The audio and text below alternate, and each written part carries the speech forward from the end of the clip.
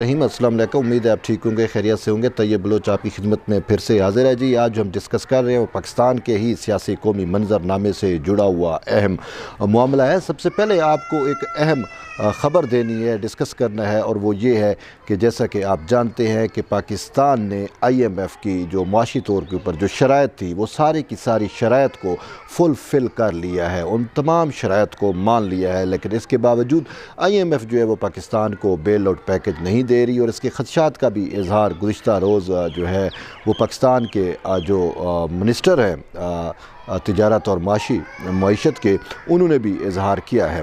लेकिन इन सारी चीज़ों से घबराने की ज़रूरत नहीं है। ख़बर ये है और कि पाकिस्तान को जो है वो IMF का अल्टरनेट मिल चुका है। पाकिस्तान को IMF का बैकअप, IMF से हट के जो दीगर मुआशी बैकअप है वो बैकअप अब मिलना शुरू हो गया है, जिसकी वजह से आप देखेंगे कि पाकिस्तान में अब हालात, मुआशी हालात जो हैं वो कदरे बेहतर होंगे। और ये उम्मीद की जा रही है कि ये जो मौजूदा पाकिस्तान डेमोक्रेटिक मूवमेंट का सेटअप है, ये सेटअप जो है पाकिस्तान को एक मरतबा फिर अपनी पटड़ी पे जो है जो माशी तरक्की की जो पटड़ी थी उस पे जो है वो उस पे गामजन करेगा, उस पे ले आएगा, और यही एफ़र्ट्स हो रही हैं। अब ख़बर जो मेन चीज़ है वो ये है कि जैसा कि आप शायद जान चुके हों कि रशिया से सस्ते तेल की ख़रीदारी की बातें हो रही थी, और पाकिस्तान के पास इतना भी पैसा नहीं था कि रूस को जो है वो इस हवाले से अदायगी की जा सके। और फिर रशिया की कुछ शराइत भी थी, और वो शराइत ये थी कि इस हवाले से जो भी पैसे हैं वो जो है वो हमें डॉलर में नहीं लेंगे, यानी कि डॉलर में पैसे नहीं। रशिया ने इनकार कर दिया था। तो पाकिस्तान के लिए मसला था कि अब किस तरीके से हम रूस से सस्ता तेल भी लें और पैसे हम कौन सी करेंसी में दें, और रुपया भी एक्सेप्टेबल नहीं है। तो ऐसी सूरत हाल के अंदर पाकिस्तान को इस मुश्किल हालात से निकालने के लिए उसका दोस्त मुल्क जो है चीन, वो सामने आया, और LC भी ओपन हो गई, और फिर चाइना ने जो है अपनी करेंसी में जो है वो रूस को पेमेंट की है, और उस पेमेंट के नतीजे में अब जो है वो तेल का एक बहुत बड़ा, यानी कि 100 टन से ज़्यादा का तेल जो है वो शायद लेके जो है वो जहाज़, जो सबसे बड़ा जहाज़ होता है, बहरहाल मुझे क्वांटिटी का तो आइडिया नहीं है, मैंने पढ़ा है, लेकिन अब मेरे जहन से निकल गया है कि कितने टन तेल है।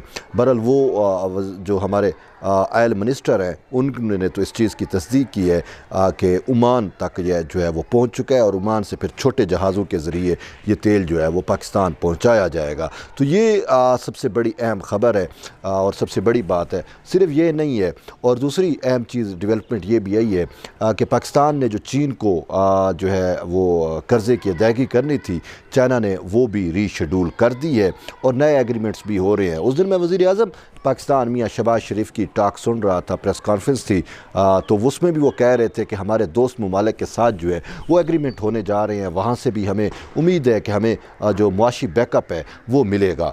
तो यूँ पाकिस्तान को जो है मुआशी बैकअप जो है वो मिलना शुरू हो गया। और इधर दूसरी साइड पर अगर आप ईरान को देखें तो ईरान वाली साइड से भी पाकिस्तान को जो है वो तेल और गैस के साथ साथ जो बिजली है वो भी अब मिल रही है। और यूँ ईरान के सदर और पाकिस्तान के वज़ीर आज़म ने जो है वो एक तिजारती मंडी का भी जो है वो बॉर्डर पे इफ्तिताह किया था, और मकरान डिवीज़न को जो है 100 मेगावाट बिजली की फ्राहमी का भी जो है वो इफ्तिताह किया, जो प्लांट लगाया गया ईरानी साइड पे।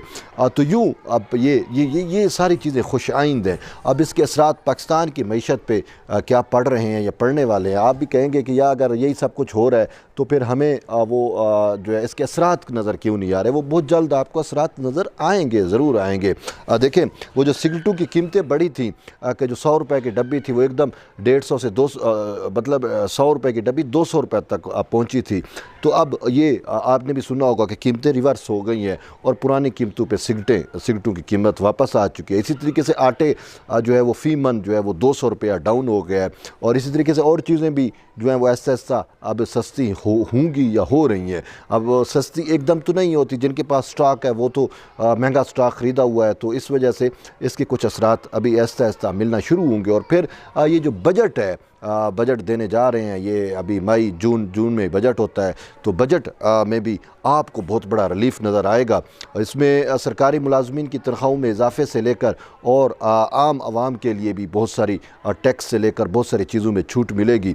पाकिस्तान ने इनफैक्ट जो है वो जो IMF है उसकी अगरचे शराइत पूरी की थी, लेकिन IMF जो है वो अपनी ज़िद और अना पे डटा हुआ था, क्योंकि IMF के साथ जो शराइत की गई थी इसको बकौल हमारे मौजूदा वज़ीर आज़म के कि इमरान खान ने वो शराइत ऐसी ही की कि पाकिस्तान के लिए बरूदी सुरंगें बिछा के गया इमरान खान, और इमरान खान के उस बरूदी सुरंगों की वजह से पाकिस्तान मजबूर थे कि हमें वो शराइत कंटिन्यू रखने की। फिर तमाम शराइत फुलफ़िल कर दी, लेकिन IMF जो है वो प्रेशर में था और IMF ने बेल आउट नहीं किया पाकिस्तान को। और वजह ये बताई जा रही थी कि इमरान खान के ख़िलाफ़ जो कुछ पाकिस्तान में हो रहा है, क्योंकि इमरान खान तो आलमी इस्तेमार का मोहरा है ना, आपके सामने है, वो चीज़ें साबित हो गई। जो कुछ उसने पाकिस्तान की बका, पाकिस्तान की सालमियत के ख़िलाफ़ इमरान खान ने जो कुछ किया, वो चीज़ें अब किसी से ढकी छुपी तो नहीं है। तो IMF ने ज़ल्मे खलीलज़ाद अगर आप देखें जो अमेरिकन है, और उसने जो कुछ किया, जो ट्वीट्स किए, जो उसने कहा कि IMF जो है उस वक्त तक पाकिस्तान को बेल आउट नहीं करेगा जब तक इमरान खान को पाकिस्तानी कानून या पाकिस्तानी कोर्टों से बेल आउट नहीं होते। तो यूँ इमरान खान से ये सारी चीज़ें मशरूत हो गई। तो पाकिस्तानियों ने, हमारी हुकूमत ने सोचा कि छोड़ें, फिर हम अल्टरनेट पे जाते हैं। तो उस अल्टरनेट की तरफ गए। जो हमारे रीजनल कंट्रीज़ हैं, जो हमारी सुपर पावर्स हमारे हमसाए में बैठी हैं, उनके साथ अच्छे ताल्लुकात किए, ख़ारजा पॉलिसी में डिवर्ट लेके आ गए, अमेरिका को बाय बाय कह दिया, चीन को खुशामदीद का, रूस को खुशामदीद का। तो फिर ऐसी सूरत हाल में चाइना और रूस ने मिलकर पाकिस्तान को जो है वो IMF से के चुंगल से आज़ादी दिलवाने, और फिर IMF की पाकिस्तान की जो माशी आज़ादी है उसके लिए उन्होंने पाकिस्तान को हर मुमकिन बैकअप देने का जो है वो इंदिया भी दिया, बल्कि दे भी रहे हैं, जो मैंने आपसे बातें की हैं।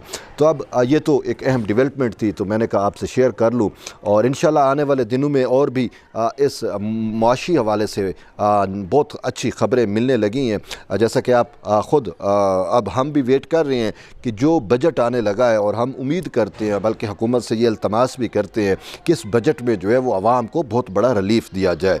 अगर इस बजट में आवाम को रिलीफ दे दिया जाता है तो फिर आप यूँ समझ लें कि बैकअप भी कामयाब हो गया जो मिल रहा है, और फिर पाकिस्तान की जो हमारी मुआशी हालत है, जो ख़ासकर आवाम की मुआशी हालत है, जो आवाम पिस रही है महंगाई में, बेरोज़गारी में, उसको भी थोड़ा सुख का सांस मिलेगा। अब पाकिस्तान की में अवाम है तो हम हैं, आप हैं, हुकूमत है। अगर आपको अवाम का अदराक नहीं होगा तो फिर कुछ भी नहीं हो सकेगा। लेकिन इसके साथ साथ एक अहम और चीज़ें जो है वो हम पॉलिटिकली भी थोड़ा सा चीज़ों को देख ले। जैसा कि आप जान चुके हैं कि इमरान खान की वो जो पॉपुलैरिटी के ग्राफ थे वो एकदम ख़त्म हो गए हैं। इमरान खान का लिए जो हवा पैदा किया गया था, ये एक मसनूई हवा था जो सोशल मीडिया, साइबर स्पेस के ज़रिए था, वो भी धड़ाम से नीचे गिर चुका है। और फिर इमरान खान की जो पार्टी के खुद उसके लोग हैं वो भी उसको बाय बाय टाटा करके छोड़ के जा रहे हैं। अब दरअसल वजह भी कुछ ऐसी बनी थी कि इमरान खान ने तमाम हदें क्रॉस कर गई थी, और वो लोग, वो यूथ थे, वो इमरान जो इमरान खान को रेड लाइन मान रहे थे, अब वो इस पर वापस आ गए कि हमारी रेड लाइन जो है वो हमारी रियासत है। रियासत है तो सब कुछ है, रियासत ही जो है वो सबकी रेड लाइन होती है, रियासत पर कोई समझौता नहीं होता। और इमरान खान ने तो रियासत की बका, रियासत की सालमियत पर ही जो है वो बरह रास्त हमला किया।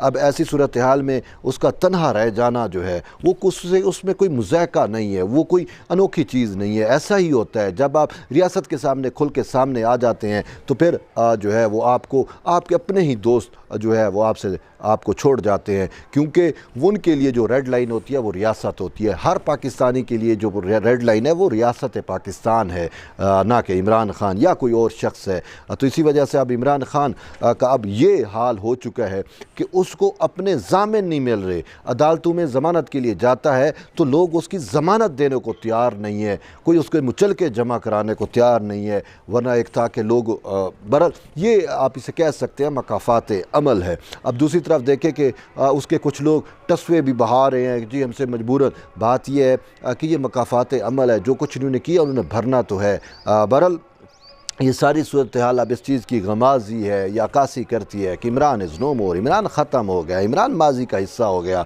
और इसके साथ साथ वो जो एक उसका आप अरूज देख रहे थे, अब वो इस ज़िवाल की ऐसी तहों और परतों में चला गया है कि वो निशान इबरत बन चुका है और मज़ीद भी बनेगा। लोग उससे इबरत पकड़ेंगे, हकीकत भी यही है। और ये साबिक़ सदर आसिफ अली ज़रदारी ने तो जब कहा ना, कुछ दिनों पहले उन्होंने कहा था कि इनफ इज़ इनफ, और फिर उन्होंने ये भी कहा कि मैं इमरान का ज़िवाल देख रहा हूँ। तो जब ज़रदारी साहब ने कह दिया कि मैं इमरान का ज़िवाल देख रहा हूँ, तो हम भी समझ गए कि अब इमरान का ज़िवाल शुरू है। इतना बड़ा दानिश और हिकमत वाला शख्स जो है वो जब कहे तो उसकी बात में वज़न तो होता है। और फिर सब ने देखा भी सही कि जो ज़रदारी साहब ने कहा वही कुछ तो हो रहा है ना पाकिस्तान के अंदर। इमरान खान के ज़िवाल की और क्या मिसाल मैं आपको दूँ कि उसको ज़ामिन ही नहीं मिल रहा, उसको ज़मानत जो है वो उसकी कोई नहीं दे रहा, ठीक है। इवन कि उसके अपने मुलाजिम, बाकी पार्टी वर्कर कारकुनों को छोड़े मुलाजिम जो हैं वो भाग चुके हैं उससे। तो ये ज़िवाल की इंतहा ही है। बहरहाल मज़ीद भी हम देखते हैं कि इमरान ख़ान के साथ क्या कुछ होता है, और आप भी महसूस हूँ और देखते जाएँ कि ये मकाफ़ात अमल की क्या खूबसूरती है कि वो किस तरीके से होके रहता है। बहरहाल हम भी इस चीज़ को एंजॉय कर रहे हैं, आप भी एंजॉय करें। तो जुड़े रहिए तैयब बलोच के साथ। मिलते हैं फिर एक नई वीडियो में, तब तक के लिए इजाज़त दें। अल्लाह हाफ़िज़।